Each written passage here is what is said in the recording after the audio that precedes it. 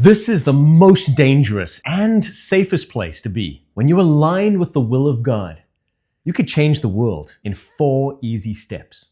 Follow me on this. Step number 2, peace in the surrender.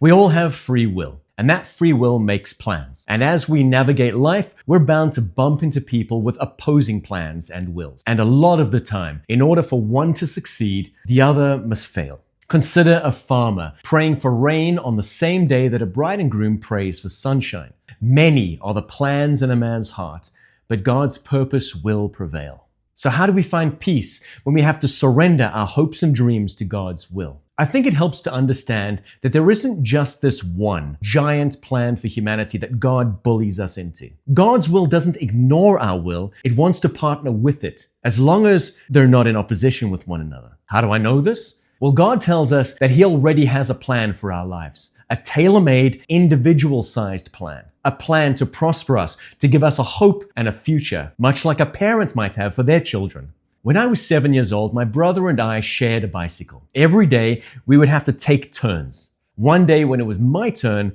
my mother took the bicycle away from me and gave it to my brother. I was devastated, obviously.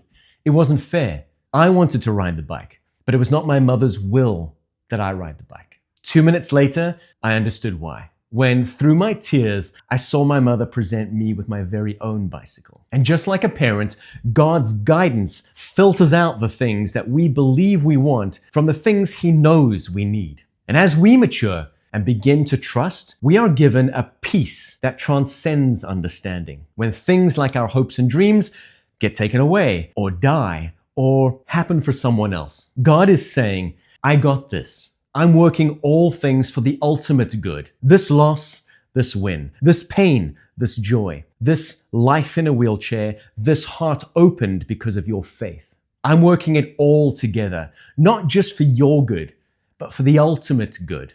God's will for your life is far greater than the sum of the parts of your best prayers. When you allow that truth to settle in your spirit, you will find the peace in surrender.